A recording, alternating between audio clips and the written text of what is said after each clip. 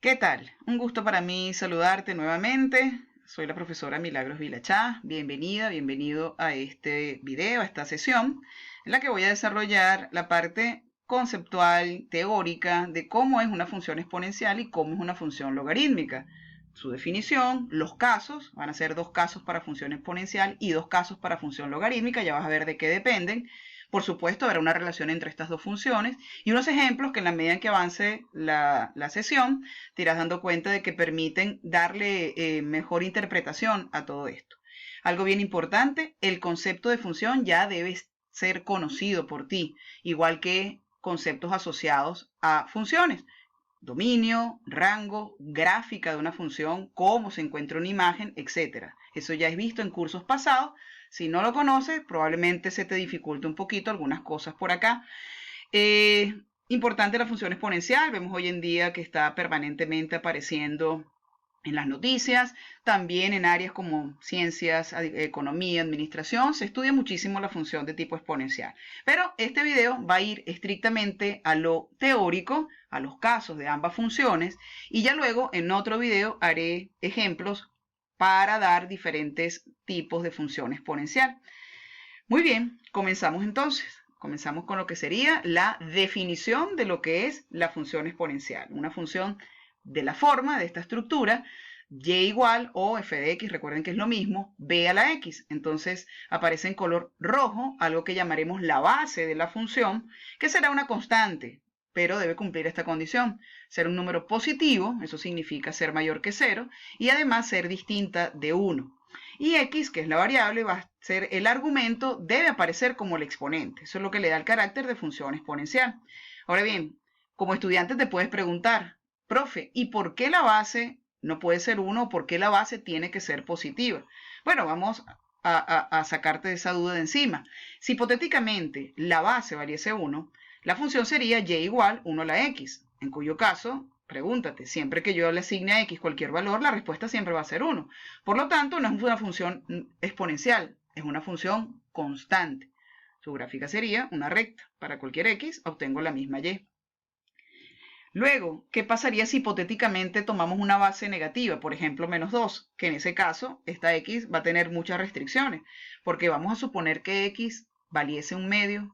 Cuando vas a sacar entonces este exponente fraccionario, lo conviertes en radical, te queda raíz cuadrada de menos 2, y eso está en el campo de los números imaginarios. Por lo tanto, no se correspondería a una función con variable real dentro de los números reales. Así que, ni hablar, nos quedamos con la condición que debe cumplir la base de ser un número positivo y además ser distinto de 1. Bien, vamos entonces con los casos. Te había mencionado que para la función exponencial van a haber dos casos, igual para la función logarítmica. Presta mucha atención, toma nota, porque voy a ir velozmente en algunas partes, dando por sentado que ya tú conoces ciertas operaciones. Vamos con el primer caso entonces. ¿Qué ocurre cuando en la función exponencial la base es un número mayor que 1? Por ejemplo, 2. Decido tomar 2 por tomar cualquier número. Entonces, en ese caso, ¿qué es lo que debo hacer? Para poder conocer el comportamiento de esta función, yo le voy a dar algunos valores de x, los que yo quiera. Escogí estos 7 valores que están en esta tabla. Para poder encontrar las imágenes, las f de x o las y, como las quieras llamar, de cada uno de estos valores, voy a proceder a hacer mis cálculos. Esos cálculos vamos a ayudar entonces, puedo hacerlos también mentalmente. Por ejemplo, si quiero hallar f de menos 3, que sería el valor de y cuando x vale menos 3, tendríamos que resolver esta operación, que me imagino ya debes saber hacerla. 2 a la menos 3 es un octavo. Y así lo debo ir haciendo con cada uno de los valores que decidí colocar en la tabla. Menos 2, menos 1, 0, 2 a la 0 que es 1, y así estoy encontrando, cuando digo f de 1, estoy encontrando la imagen de 1. 2, f de 2 da 4 y f de 3 da 8. Una vez que ya tengo todos los valores, los recopilo en la tabla y ya tengo las parejas. Menos 3 quedó con 0,125 y así. Cada una de estas parejas yo podría con ellas hacer una gráfica. Esa va a ser la gráfica. ¿Pero qué forma va a tener, profe? ¿Qué forma tendrá esa gráfica? Pues veamos. Si decido hacerla a mano, me quedaría algo más o menos como esto, si la hago a mano. Luego puedo utilizar un programa o una aplicación, la que conocemos como GeoGebra. Si la hacemos con esa aplicación, fíjense la forma de la gráfica quedaría exactamente igual a si la hago a mano, solo que quedaría por supuesto más bonita, con un mejor estilo y un poco bastante más precisa, creo yo. Muy bien, ahora vamos con el segundo caso de lo que puede ser la función exponencial. ¿Qué pasa si la base, siendo positiva, es un número más chico comprendido entre 0 y 1? En ese caso, decido tomar como ejemplo 0,5, que es equivalente a un medio. ¿Cómo será la gráfica de la función exponencial si la base es entonces un número entre 0 y 1? Pues vamos a hacer exactamente el mismo tratamiento de antes. Tomemos una tabla de valores, x no tiene ninguna restricción, de tal modo que puedo tomar estos valores negativos. Decido nuevamente escoger los mismos valores para x y voy a proceder a calcular qué valores me da para la y en la medida en que esta x cambia. Acuérdense que x es la variable y ella es la que va cambiando. Entonces comienzo a hacer mis cálculos. Nuevamente, f de menos 3 significa elevar un medio. Bueno, aquí está. Un medio a la menos 3, eso da 8. Luego, ¿qué ocurriría si x vale menos 2? Un medio a la menos 2 da 4. Y así voy a ir haciendo que la variable varíe, valga la repetición de la palabra, y en la medida en que ella va cambiando, me va dando los valores de cada una de esas y para esas x. Entonces, nos estaría quedando ya como el último valor, 1/8, y con esos valores, con esos resultados, lleno la tabla. Claro, la puedo ir llenando en la medida en que avanzaba, ¿no? Esas parejas que tengo acá, la pregunta, ¿cómo queda la gráfica con estos números que están por acá? Al igual que antes, puedo agarrar y hacerla a mano, hacerla de manera manual, representar esos puntos en un plano cartesiano con una escala adecuada y darme cuenta que la forma que va a tener la gráfica es esta que está acá. Fíjense como ya teníamos la anterior, primer caso, y en este segundo caso, ¿cómo quedaría? Si la hago a mano, me debe quedar bonita. Pero si la hago con GeoGebra, me va a quedar como más precisa. Miren qué interesante cómo queda. Queda como con más detalle, queda, por supuesto, ya es distinto. Estamos hablando de una aplicación, pues un programa. A mano queda simpática, en GeoGebra queda casi que exacta.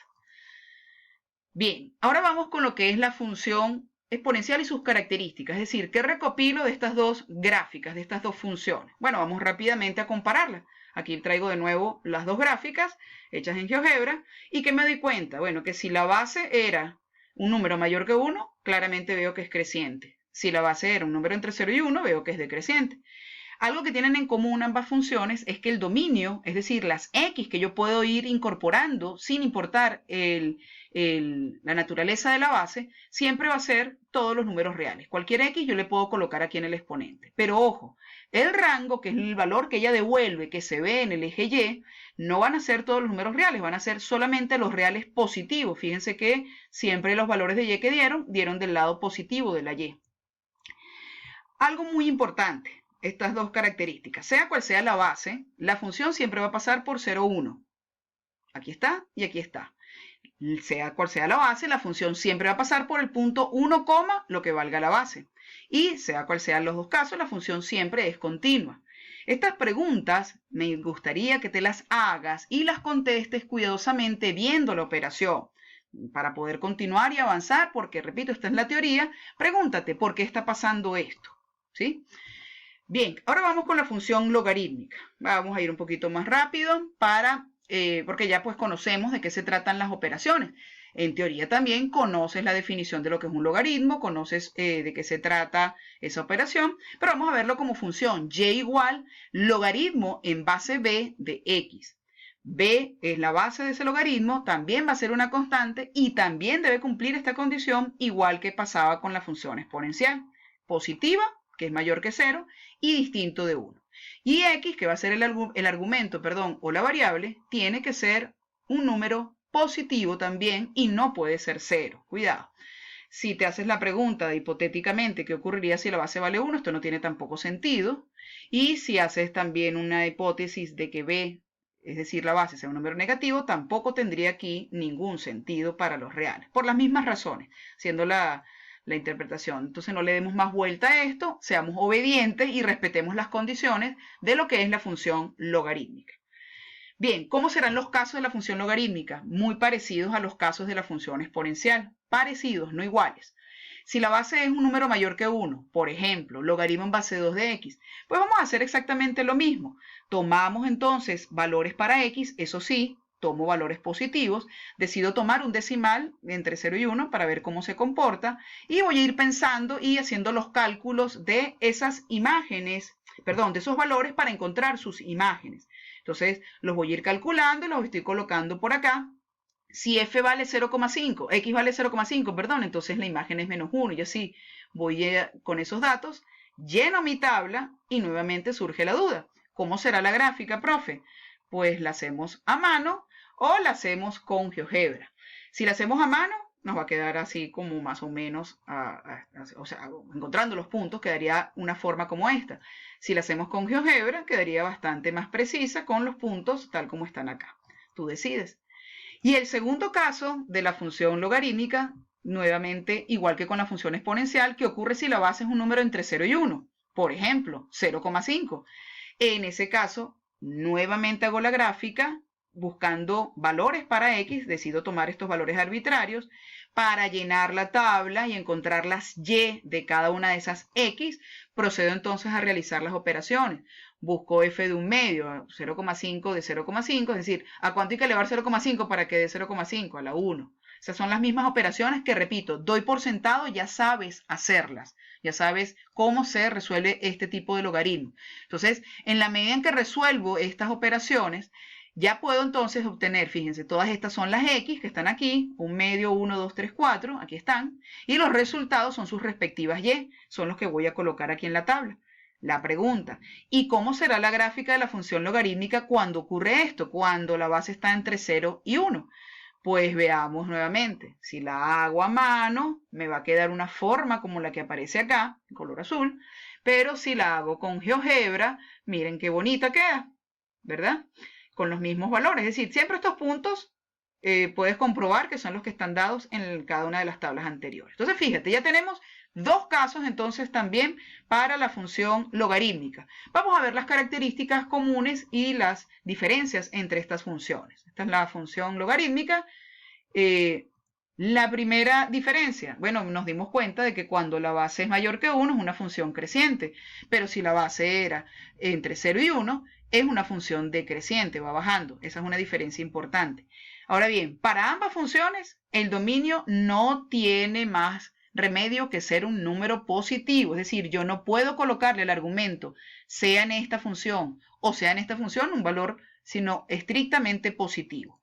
Luego, el rango, no, el rango va a ser cualquier valor que me devuelva y me puede devolver, fíjate, valores negativos, como puede devolverme valores positivos. Por eso el rango es completo el eje Y, todos los reales del eje Y. Dos preguntas adicionales, igual que en la anterior. Sea cual sea la base, fíjense que la función siempre está pasando por 1,0.